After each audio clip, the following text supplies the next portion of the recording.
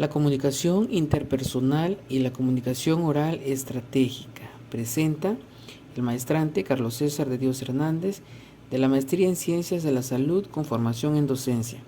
Maestra en Administración de los Servicios de Salud, Alejandra de Jesús Pérez Gutiérrez.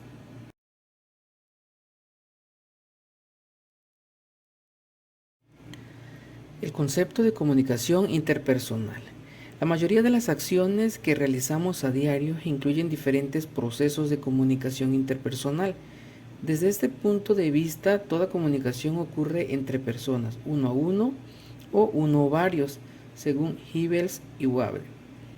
Las numerosas situaciones en las que realizamos un intercambio de mensajes son todas comunicaciones con personas, lo que hace a veces difícil definir el sentido exacto de concepto de comunicación interpersonal, pues desde este punto de vista toda comunicación ocurre entre personas, de uno a uno o varios.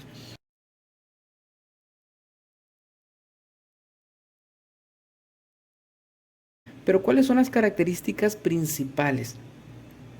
Sus efectos profundos y muy variables, así como las principales características que distinguen y pueden ayudarnos a comprender su naturaleza.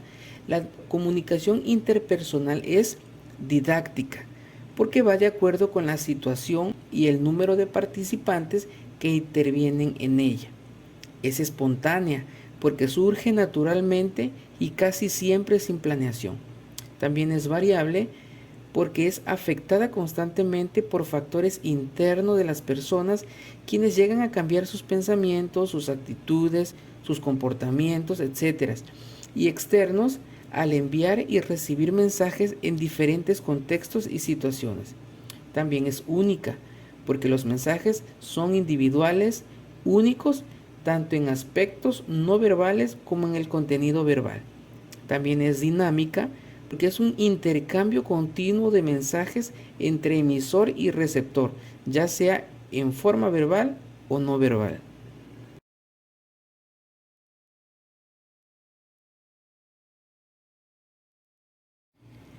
Niveles de interacción. En los niveles de interacciones que se establecen en la comunicación interpersonal, podemos encontrar que son de dos tipos. Son simétricas, porque ocurre entre personas con los mismos rangos, grupo, condición física o intelectual, estatus y otras características. Los participantes se tratan como iguales, reflejando abierta y mutuamente sus conductas, mientras que en la interacción complementaria se basa en diferencias de los participantes. Generalmente uno es superior a otro. Las diferencias pueden ser de cualquier índole, físicas, intelectuales, de estatus social o lingüístico, etc. Los participantes se tratan con reserva y llegan incluso a jugar juegos de distancia. Y en cualquiera de los dos casos, la finalidad sana de toda comunicación interpersonal debe ser la satisfacción mutua de expectativas, para lo cual las personas tienen que cumplir con 4 requisitos principales. El primero de ellos es saber escuchar, el segundo, deber de compartir, el tercero, querer comprometerse y el cuarto, interactuar recíprocamente.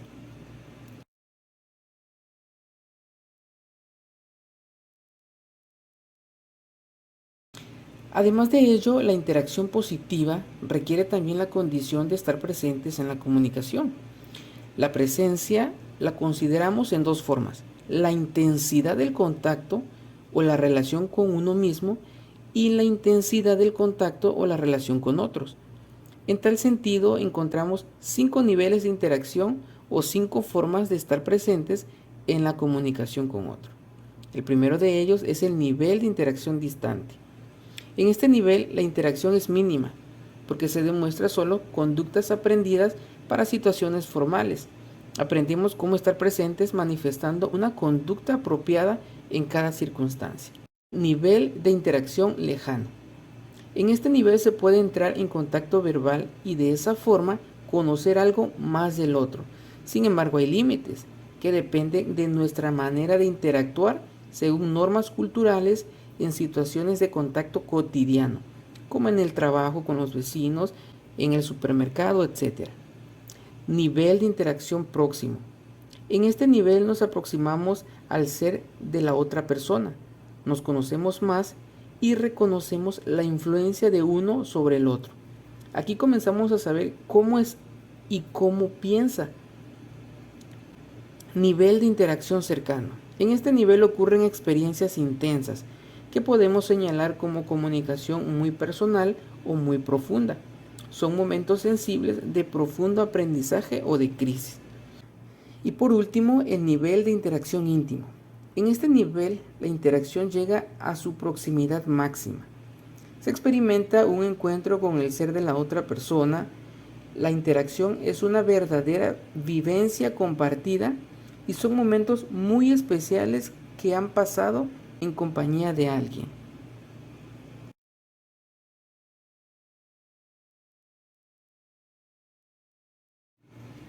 Tipos de mensajes. De acuerdo con el nivel de interacción, los mensajes que envían y reciben las personas se pueden clasificar según el estado de ánimo que predomine en el proceso comunicativo en dos tipos, racionales y emocionales, siendo los racionales los que expresan ideas estructuradas, es decir, un pensamiento lógico, y los emocionales que expresan sentimientos del comunicador. En cuanto a los propósitos de la comunicación interpersonal, la comunicación es una acción vital.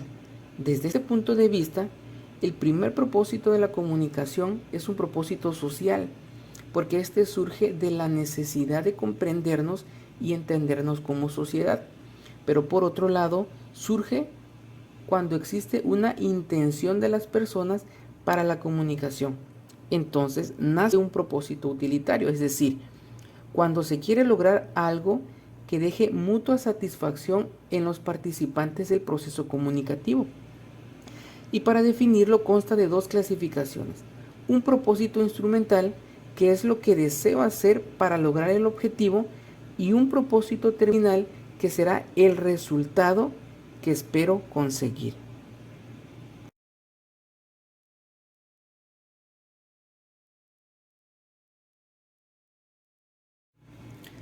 La conversación es una plática entre dos o más personas, es decir, es un diálogo que se establece de manera agradable. Pero la estructura de la conversación que podemos recomendar es simple y flexible y consta de 4 etapas. En primer lugar, un inicio. Para iniciar una conversación podemos saludar, hacer una breve presentación de nosotros mismos y permitir al otro que también lo haga. En segundo punto, la orientación al tema o el propósito. Este se da casi inmediatamente después de la fase de inicio.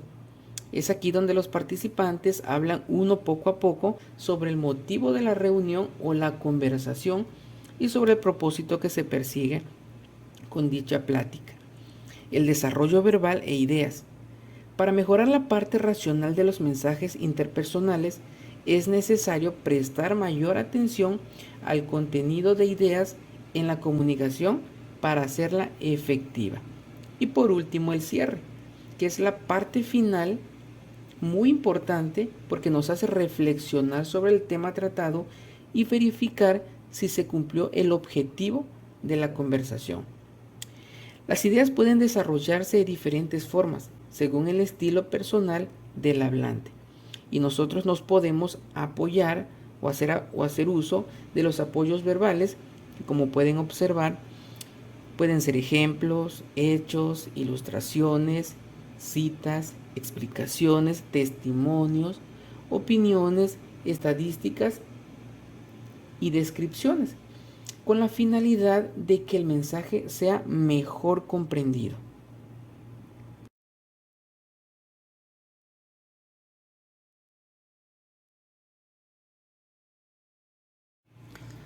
La entrevista.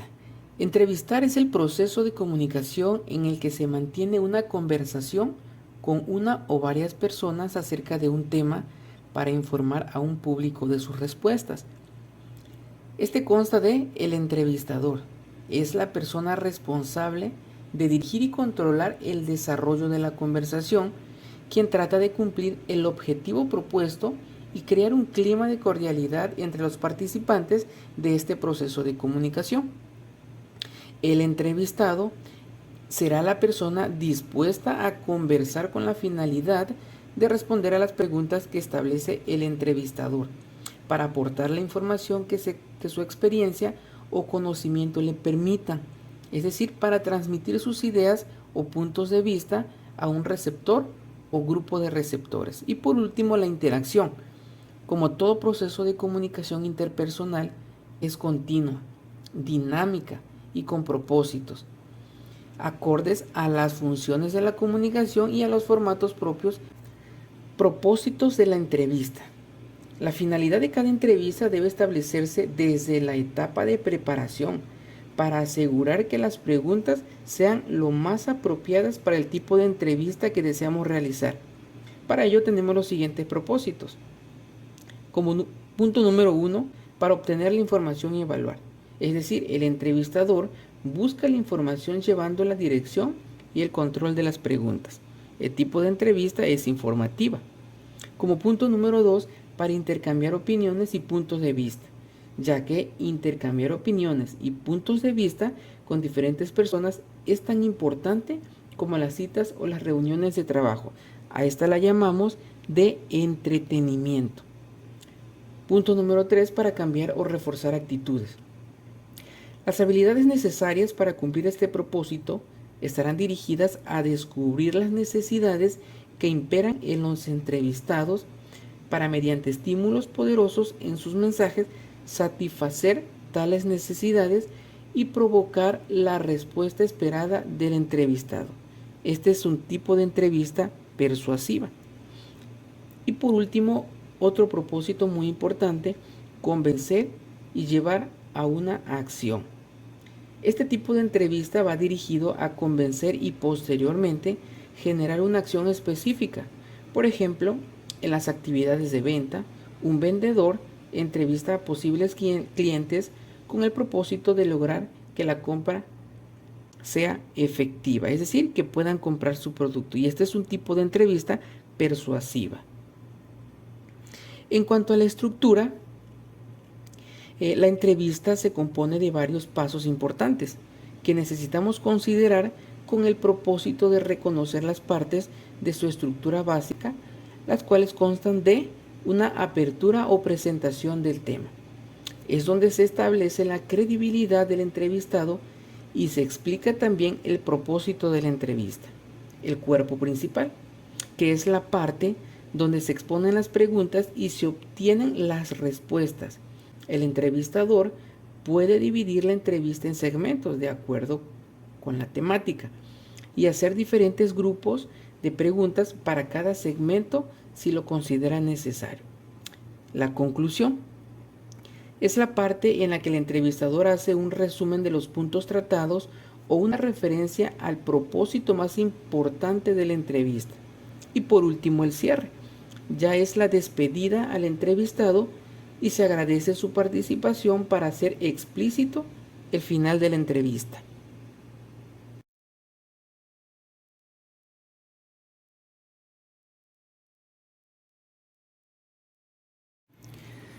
La comunicación oral estratégica. La estrategia y sus niveles de acción. Las estrategias enfocadas a cualquier proceso son planes o programas estructurados para llevar a cabo un determinado objetivo. El término comunicación estratégica indica nivel de acción superior al del empleo solo de habilidades adquiridas. Para examinar los niveles de acción, Nisbet los divide en dos tipos según su nivel de ejecución. El primero de ellos es la microestrategia, es decir, funcionan en niveles de acción sencillas, simples, en la que usamos conocimientos técnicos y habilidades muy específicas. Las macroestrategias operan en niveles de ejecución superior, con acciones diversas en las cuales se combinan conocimientos, técnicas, habilidades, actitudes y valores que en conjunto integran un proceso complejo. Ambos niveles de acción en las estrategias, con sus procesos internos simples y complejos, conforman y estructuran lo que llamaremos de aquí en adelante, en forma general, la comunicación estratégica.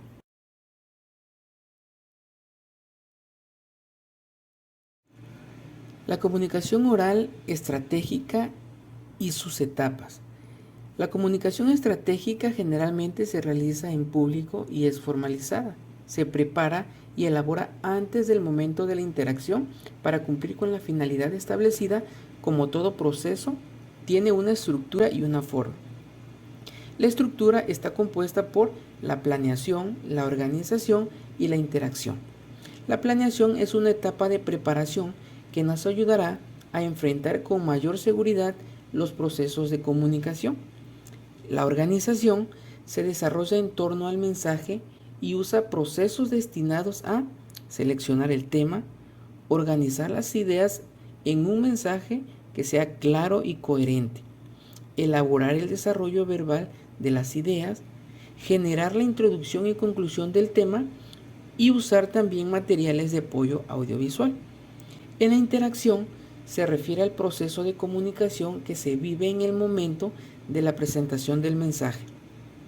Y en esta etapa las acciones están encaminadas a un estilo de interactuar o de presentar el mensaje. Mientras que la forma depende de la interacción que se lleva a cabo en el momento de la comunicación, ya sea que ésta sea de persona a persona, de persona a grupo, de persona a público o de grupo a público, con la finalidad de lograr por medio del lenguaje oral los propósitos deseados. Planeación de la comunicación estratégica. Desde el punto de vista de una acción, planear es prever con precisión una meta y los medios congruentes para alcanzarla. Se trata de racionalizar la acción humana en función del logro de unos fines bien definidos que se consideran valiosos. Tomando como base los elementos del paradigma de Laswell, para realizar la etapa de planeación debemos hacernos las siguientes preguntas. ¿Quién? Es decir, los propósitos del comunicador. Esta pregunta nos sirve a nosotros para reflexionar sobre el papel que jugamos en cada situación de comunicación. Dice que, es decir, es la estructura del mensaje, la selección del tema. Cuando pensamos hablar en una situación formalizada, quizás ante personas importantes para nosotros o en un evento especial, la planeación del mensaje comienza por la selección del tema. ¿A quién? Es el análisis del receptor. En pocas palabras, el análisis de receptores es un proceso de aproximación o acercamiento mediante la búsqueda de datos o información con dos objetivos principales. En primer lugar, asegurar el entendimiento del mensaje y como punto número 2, lograr mayor empatía y credibilidad al ser escuchados. ¿Para qué? Es decir, el efecto o el resultado de la comunicación que se está llevando a cabo. ¿Dónde y cuándo? El lugar o escenario en donde se efectuará la comunicación, porque nos servirá a nosotros como un punto de referencia para saber adaptar el mensaje al público. Y cuándo es otro elemento de influencia para la selección del tema. Por tanto, el que nos ocupamos para preparar y organizar el mensaje como el que tenemos para decirlo. Tipos de análisis de receptores. Podemos encontrar tres grupos. El primero de ellos son los análisis demográficos. Es importante considerar cada una de las variables que encontramos en este análisis demográfico, ya que pueden ser punto de unión o de separación con el comunicador en algunas situaciones. Análisis de actitudes. Analizar las actitudes requiere cierta investigación sobre las creencias, los valores, los hábitos de comportamiento del receptor o la audiencia, para hacer inferencias sobre sus posibles actitudes hacia el tema, hacia la situación de comunicación o hacia el comunicador. Y análisis psicológico.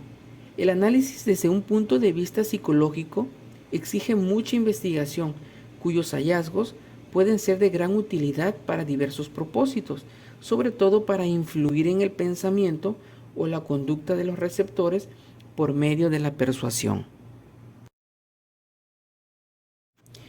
Como conclusión, la mayoría de las comunicaciones orales que realizamos a diario son interpersonales, es decir, de persona a persona, ya sea cara a cara o a través de algún medio. Este tipo de comunicación se da en sentido transaccional, porque hay un intercambio continuo de mensaje entre emisor y receptor, o entre hablante y oyente. Por eso se dice que la comunicación interpersonal es dual o didáctica y que fluye en dos direcciones recíprocamente. Además de esto, los buenos comunicadores, al igual que los deportistas, aprenden conocimientos y técnicas de comunicación, a la vez que desarrollan sus habilidades para saber interactuar de manera efectiva en las diferentes situaciones de comunicación que enfrentan día con día. Por eso no basta. Es necesario que aprendamos a utilizar la comunicación estratégica consciente en aprender a pensar y decidir cuál movimiento sería el mejor, qué entonación, qué palabras serán las más efectivas para un determinado público.